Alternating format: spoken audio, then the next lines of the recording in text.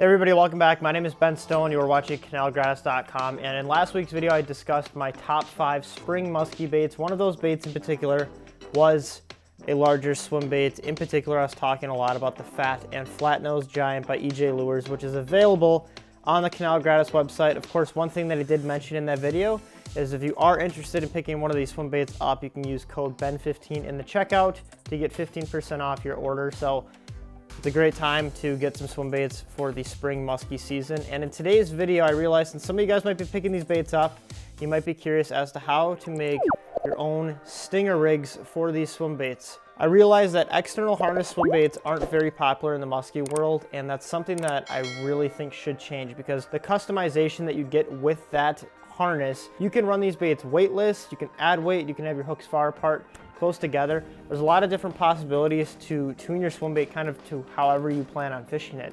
Since that harness is external, it's gonna pop out when you hook a fish, which is just gonna increase your hookups. It's gonna save your rubber baits most of the time. On all of my fat nose and flat nose giant swim baits, I basically have made my own quick strike rigs. It's a very, very simple process. The materials aren't too expensive.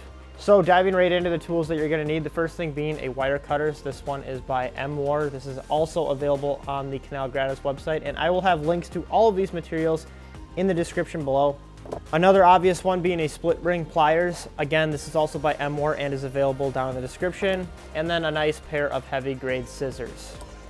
Now, as far as the nose of the stinger rig is gonna go, you're gonna have a couple of different options. So it's gonna depend on if you wanna run weightless, if you wanna run weight, but you're gonna need some screw-in eyes. These are also available in the description below. In general though, you're gonna find there's a lot of different accessories for different types of stinger rigs, whether it be hook magnets, clip-on weights, screw-in weights that actually screw into the rubber of the bait. Arguably the most important thing that is going to dictate how durable your rig is steel wire. You could use fluorocarbon if you wanted to. I'm just a big fan of using strand wire.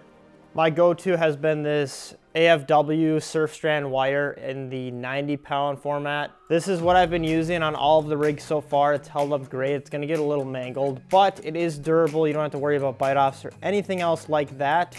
And a spool of this wire is fairly cheap.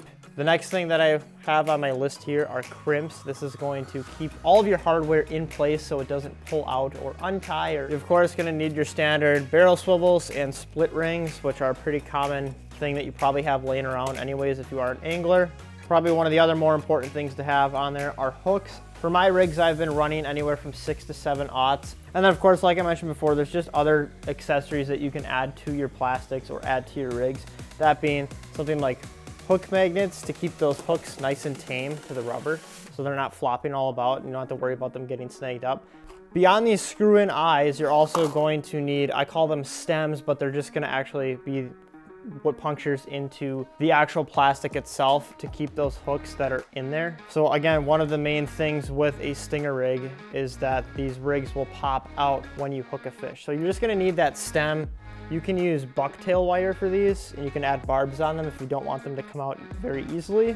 So looking at this rig, we're gonna kind of break it down into 2 sections. We're gonna have the front section and the back section. So what I'm keeping in mind is I'm gonna have 3 points of contact on this bait. I'm going to have the nose piece, the front hook, and the rear hook, and all of those are just gonna be connected by some of that wire that I have right here. So you can see if I dangle those hooks, this is normally kind of looking like a normal swim bait would. You'll see the one thing that I did with this one is I have both of my hooks more towards the head of this bait, because a lot of times, of course, muskies headshot baits. And that's something that you can't really do if you have a swim bait with an internal harness. So that's just adding to the fishability of this bait. So the first thing that we're gonna need is going to be our standard wire and one of our screw-in hook eyes. So we'll pull one out here and we are going to begin our journey of making our quick strike rig. So I'll pull out some wire, and the first thing that I'm gonna do is get a crimp ready. By the way, you will need a pair of crimps. So I will pull one of these crimps out and immediately we'll just slide that down our wire here. So that crimp is on my wire. And now what I can do is grab this hook eye, and I wanna make sure that I'm either on the left or the right side of this eye. So in my case, I'm gonna go down. And then we will just slide that into the crimp. You can see that crimp is fastened on there, but it's not tight. So that's when the crimpers is gonna come in handy, and all I'm gonna do is just crimp that off So as I crimp this, it is going to basically just hold that wire tight. So if there's any tension, it's not going to slide itself out. Of course, now I've got that tag end, and I can just basically snip that off. And now we're on our way. You can see that wire is dangling from my screw eye.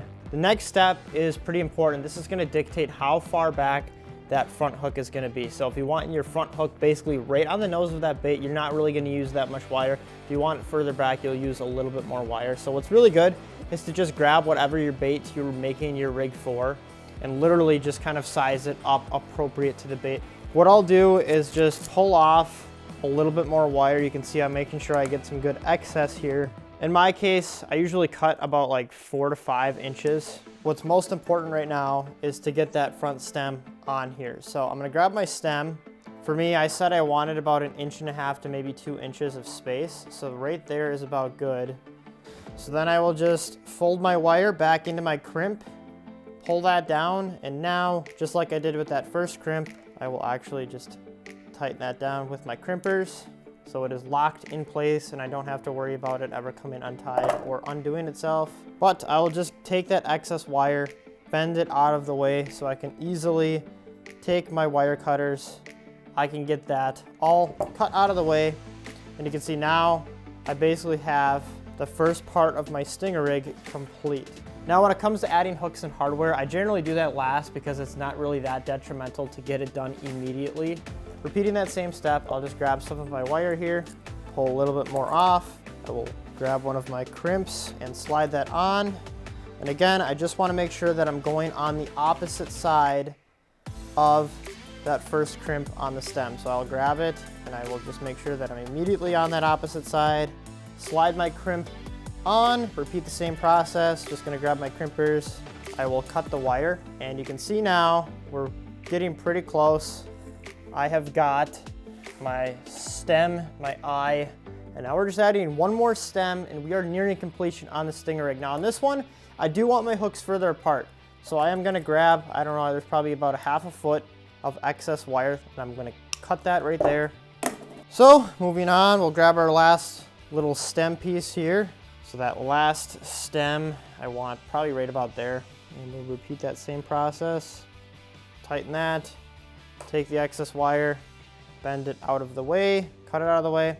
And right now, our rig is basically complete. All that's left to do is add our hooks onto the rig. Obviously, hooks can't go on hardware without split rings. Make sure you're using good split rings. Now that we've got our 2 treble hooks with split rings, we will just add those onto our stinger rig. And at that point, we are basically complete. All that's left to do after that is actually rig one of these plastic baits up. So at this point in the game, we have a fully functional stinger rig that is ready to go on a lure. Of course, like I already mentioned, there's so many different customization options that you can do. But really quick, as a closer, I've got a fresh fat nose giant that needs a stinger rig placed inside of it. So I'll show you how to do that.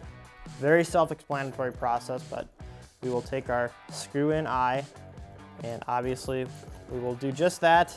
We will screw that into the rubber. Want to make sure I have all the orientations correct for this next step. Grab my stem, and I want that tight, so right there is about good. Puncture that in.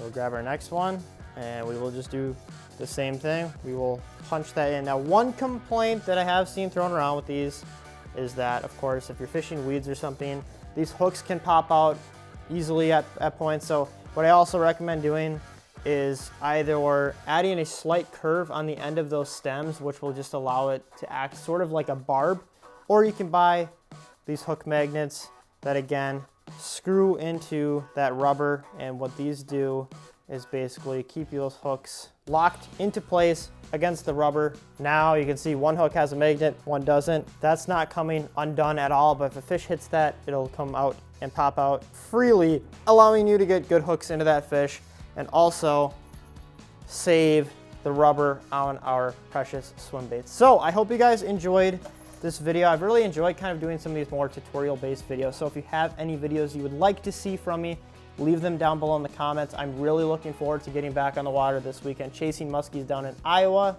hopefully there's content to be had from that video. But with all of that out of the way, I appreciate you all taking the time to watch this video. And like I said, I will have links for everything that I used in today's video in the description below. Of course, that's the end of my rant. I will see you next week. Thank you for watching.